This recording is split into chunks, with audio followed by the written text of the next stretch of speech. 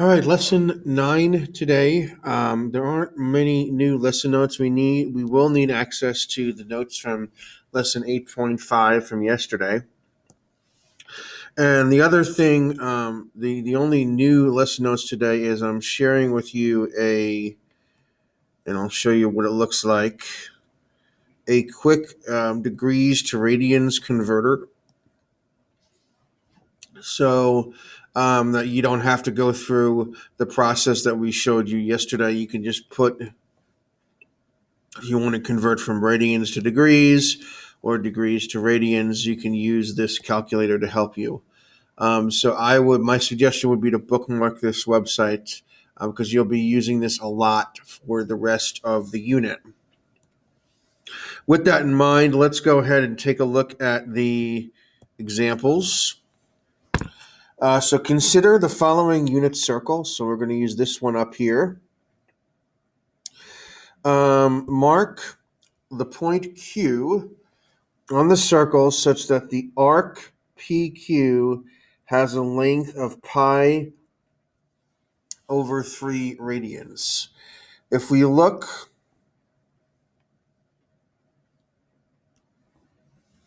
at the notes from yesterday, in a unit circle, it says here that the radians equals arc length.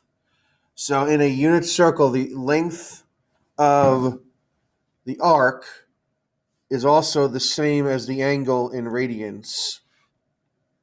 So to figure out where that angle is, I'm going to go ahead and I'm going to convert this to degrees. So pi over 3 radians is equal to, and I'll go and I'll use that calculator that I just shared with you. So we're converting from radians to degrees. And we are going to convert pi over 3. Note it says to input pi, type pi. So pi divided by 3 to radians. And that is approximately equal to 60 degrees. So we know that pi over 3 is equivalent to 60 degrees. So the question is, where on this circle is 60 degrees? Well, I know that this is 0, and I know that up here is 90 degrees. So this would have to be 30, and this would have to be 60.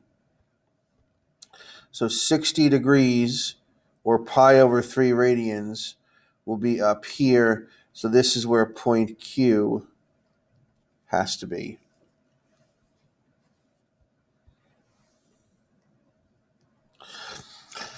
Number 2, mark the point R on the unit circle such as the angle of rotation is 7 pi over 6 radians. So once again, we are going to convert 7 pi over 6 to degrees. So let's go back to the calculator.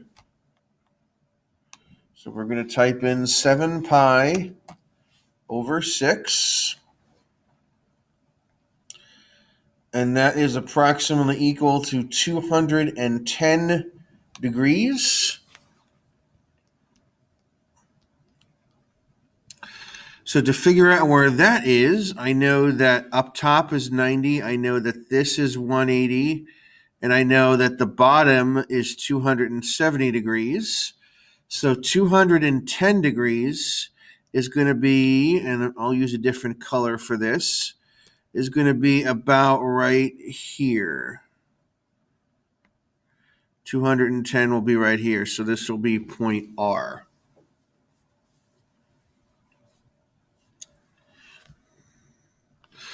So that's number 2. Let's go on to the next one. Make believe that the unit circle is a bicycle wheel with a radius of 1 foot that rolls to the left. Where will point P be after traveling 10 pi feet? So 10 pi feet So again, going back to yesterday's lesson notes.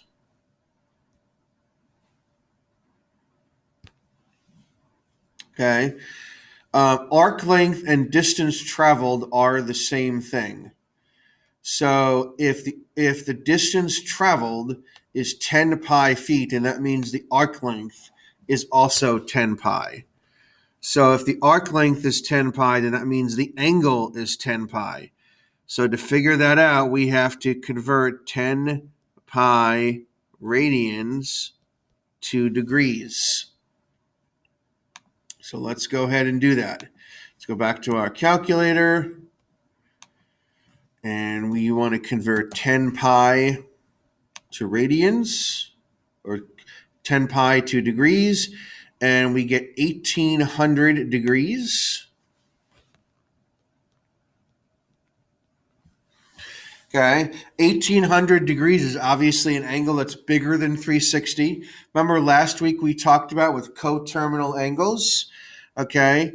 If I want to do more than one rotation, then I can either add or subtract 360. So to figure out where 1800 is on the unit circle, I'm going to continue to subtract 360 until I get an angle that's between 0 and 360. So let me pull up Desmos here. All right, and I'm going to keep subtracting 360 until I get an angle between 0 and 360. So I have to do it one more time. I have to keep going. And notice I get a coterminal angle of 360 degrees. So 1800 degrees is coterminal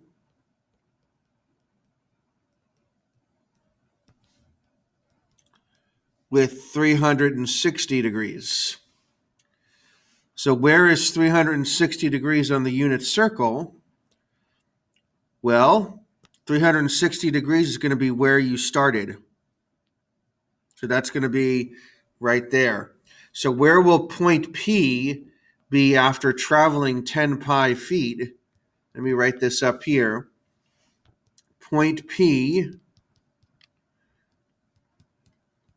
will be back where it started.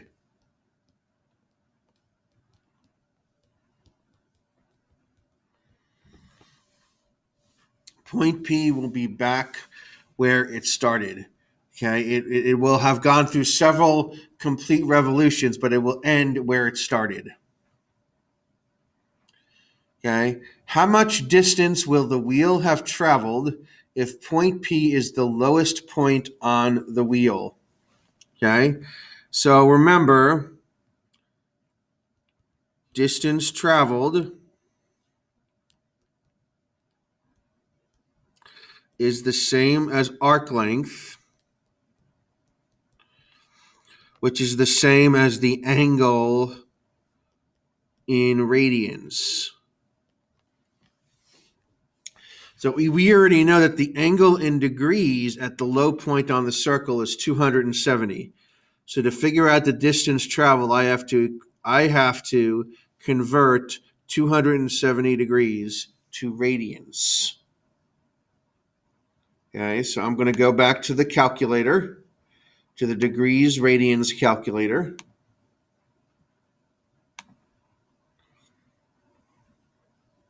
Oops. So we want to convert 270 degrees to radians. And we get 3 pi over 2. So that is equivalent to 3 pi over 2. So to answer the question, how much distance will the wheel have traveled? The distance will be 3 pi over 2 feet. That's the answer to number 4.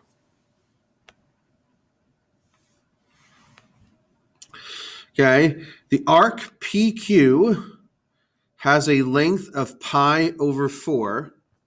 So they're telling us that this arc right here has a length of pi over 4.